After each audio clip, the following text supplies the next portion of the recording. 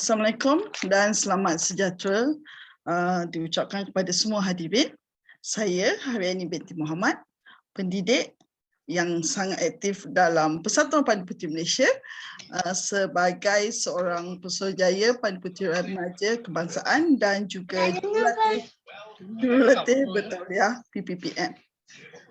Tajuk perkongsian saya pada hari ini adalah mengenai pembangunan modul matlamat pembangunan macam mana belakang dia tu yang coklat? Persatuan Pandu Putih Malaysia PPPM. Tahukah anda tentang matlamat pembangunan mampan ataupun Sustainable Development Goals SDG? Soalan ini saya ajukan kepada murid sekolah rendah, sekolah menengah, ahli-ahli muda persatuan dan juga kepada anak saya. Apa yang saya dapat adalah agak mendukacitakan. Mereka memberi pandangan yang kosong. Jadi malah mereka menanyakan kepada saya balik, apa tu? Okay. Jadi seperti yang kita tahu, generasi muda pada ketika ini sudah kurang peka ya, dengan perubahan yang berlaku pada alam sekitar dan sosioekonomi semasa. Mereka sering leka dengan sosial media dan hiburan. Dengan ini, Persatuan Pandu Putih Malaysia mengambil inisiatif untuk membangunkan satu siri modul rencana kecakapan yang meliputi semua 17 matlamat pembangunan mampan SDG. Modul-modul ini bersifat universal dan boleh digunakan dengan mudah untuk semua peringkat umur. Objektif modul ini adalah untuk memberi panduan berguna dalam menyokong matlamat pembangunan mampan, mewujudkan kesedaran dalam hal-hal sosioekonomi dan alam sekitar kepada generasi muda dengan memiliki pemikiran yang matang bagi membuat keputusan tentang kelestarian sejagat yang mampan, menanam budaya kelestarian dalam kehidupan seharian bagi mengatasi ancaman pembangunan yang tidak seimbang. Okey, ini adalah garis masa pembangunan modul di mana ianya bermula.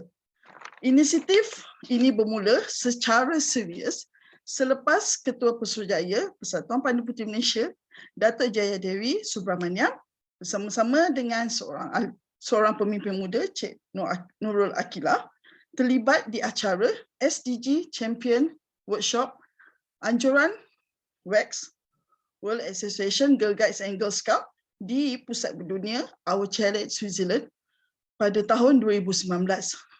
Sekembalinya mereka, perbincangan terus diadakan dengan pesuruhjaya-pesuruhjaya bahagian kebangsaan.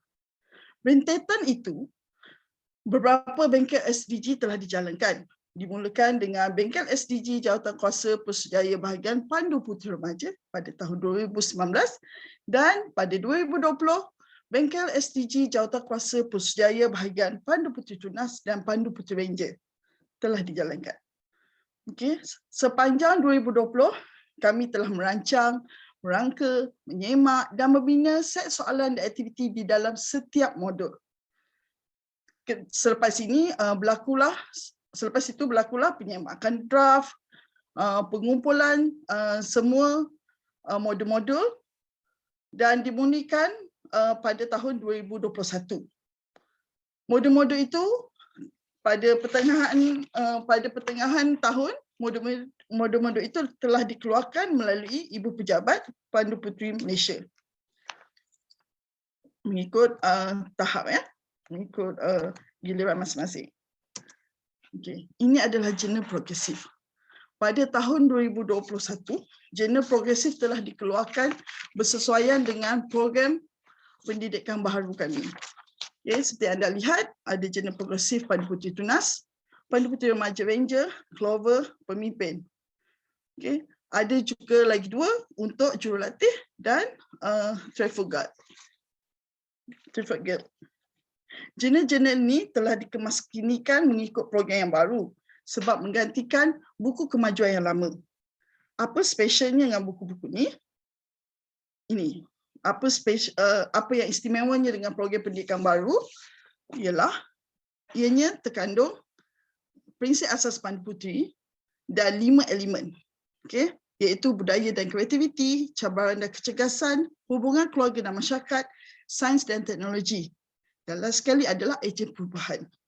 Seperti anda lihat, dalam ejen perubahan terdapat lencana-lencana SDG, di mana lencana-lencana ini mempunyai modul-modulnya yang mana kami telah sediakan.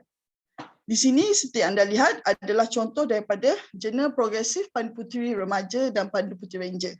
Okey. Pembahagian tajuk SDG. Okey, ada 17 tajuk. Jadi kami bahagi sama rata.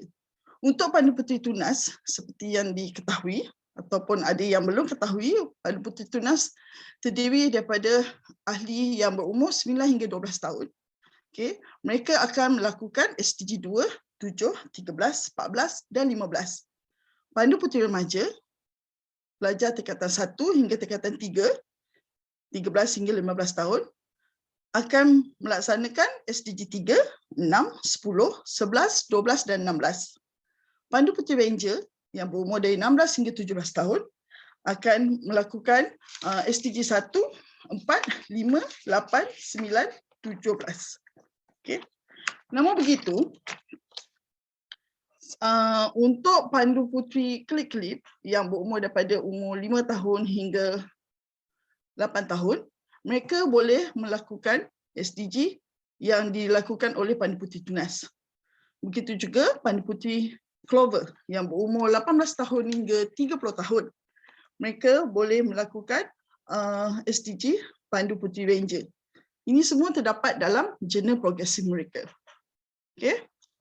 Tetapi jika mereka ingin melakukan mana-mana SDG, mereka usaha itu amatlah digalakkan. Okay? Ini contoh yang saya ambil daripada buku jurnal. Okay. Ini untuk program Pandu Puteri Tunas. Di bawah anugerah Topaz 1, ada satu klausa yang mengatakan mereka wajib membuat satu lencana SDG yang terdiri daripada SDG Tunas tadi. Barulah mereka boleh dapat anugerah Topaz 1. Untuk Pandu Puteri Remaja, di bawah prinsip asas Pandu Puteri Remaja. Okay. Waktu mereka hendak ini adalah lencana paling asas ya. Jadi pada klausa 1.11 mereka perlu melakukan sekurang-kurangnya satu lencana. Untuk satu lencana SDG yang terdiri daripada senarai SDG Pandu Puteri Remaja. Walaupun begitu, dalam klausa yang lain, jika dia mahu melakukan mana-mana SDG, dia boleh lakukannya. Yang paling bagusnya nanti dia akan dapat banyak lencana lah. Kalau dia nak buat semua 5 tu pun boleh. Okay. Serupa juga dalam program Pandu Puteri Ranger, di bawah prinsip asas Pandu Puteri Ranger, klausa 1.6, mereka perlu melaksanakan satu lencana SDG dari senarai SDG Pandu Puteri Ranger. Okay. Okay, ini contoh modul salah satu. Okay, dia ada cover depan. Yang ini untuk lencana kecekapan SDG 6, Clean Water and Sanitation. Okay. Coraknya lebih kurang macam ni. Okay, ada muka surat yang lain. Dia lebih, yang ini ada unscribbled the letters, discussion, okay, based on their opinions. Ada juga mix and match, okay, ada pelbagai bentuk. Jadi sebenarnya dia agak menarik kalau dilihat pada setiap modul. Selain daripada modul-modul ini, Persatuan Pandu Puteri Malaysia juga melakukan program lain. Contohnya yang pertama sekali pada tahun 2018, PPPM telah menjalankan kempen No Bride Under 18. Sebab kita galakkan murid ataupun generasi muda yang berusia 18 tahun ke bawah menuntut ilmu. Mereka tidak terikat dengan sebarang ikatan perkahwinan. Okay. Keduanya adalah Gigi Stay at Home. Ini adalah satu pack aktiviti cabaran yang ahli boleh membuatnya di rumah. Program ni telah dijalankan pada ketika musim PKP yang lepas. Okay? Jadi semua ahli walaupun mereka berada di rumah, mereka boleh buat pelbagai aktiviti yang berdasarkan SDG. Okay? Wavemaker Advocacy ini masih berjalan sekarang, ada 4 peringkat, iaitu pertandingan poster dan video kebangsaan, okay, pandemic plastic rush, forum, dan juga sekarang adalah bahagian petition dan lobbying. Okay. Akhir sekali, ini adalah projek 3 bulan hemat masyarakat Pandu Puteri Raja. Setiap tahun Pandu Puteri Raja, calon Pandu Puteri Raja akan menjalankan projek hemat masyarakat selama 3 bulan. Dan projek hemat masyarakat mereka adalah berdasarkan SDG. Kita nak lihat mereka menyumbangkan sesuatu kepada komuniti. Okay? Jadi setiap komuniti yang berhampiran dengan mereka akan mendapat faedah daripadanya. Okay? Refleksi. Selepas semua perkara ini berlaku, aktiviti SDG, modul-modul, kami dapati para pemimpin PPPM telah bersedia sebagai tenaga pengajar yang kompeten bagi melaksanakan modul-modul ini. Dan ahli-ahli muda juga lebih peka dengan isu alam sekitar, kelestarian, perubahan sosioekonomi, dan juga telah berjaya meningkatkan ilmu pengetahuan mengenai impak yang akan berlaku pada masa sekarang dan hadapan. Pandangan saya adalah walaupun program ini masih berlangsung, okay, penilaian dan penambahbaikan perlu dibuat secara berkala dan berterusan. Okay, buat masa sekarang modul-modul tu ada syarat-syaratnya. Okay, yang boleh diubah adalah aktiviti-aktivitinya. Mungkin lepas 3 tahun aktiviti-aktivitinya diubah mengikut semasa lah. Okay, jadi dia tak adalah terlalu bosan pada peringkat itu. Tapi saya berani menyatakan bahawa modul kami amat menarik. Jadi seterusnya modul-modul ni boleh dijadikan sebagai asas pendidikan awal di negara ini. Okay? Oleh itu, kalau ada kerjasama dengan Kementerian Pendidikan Malaysia dan Kementerian Pendidikan Tinggi Malaysia, amatlah digalakkan sebab mana tahu mereka boleh menjadikan modul-modul ini sebagai salah satu mata pelajaran di institut pendidikan kat sekolah ke, kolej, politeknik dan universiti. Okay? Sebab modul ini adalah asas. Jadi mereka boleh bekerjasama dengan kami, Persatuan Pandu Puteri Malaysia, untuk mengembangkannya lagi. Harapan kami, warga Persatuan Pandu Puteri Malaysia, adalah modul-modul ini berjaya. Kan? Berjaya untuk memberi kesedaran kepada mereka, membuka mata mereka, okay? Dan juga dapat diterima baik oleh semua golongan masyarakat, daripada yang kecil sehingga yang tua. Okay? Dan kewujudan modul-modul ini dapat menjadi wadah asas mekanisme pelaksanaan program-program berasaskan SDG. Selain daripada itu, dia dapat mencapai sasaran SDG lebih awal. Okay.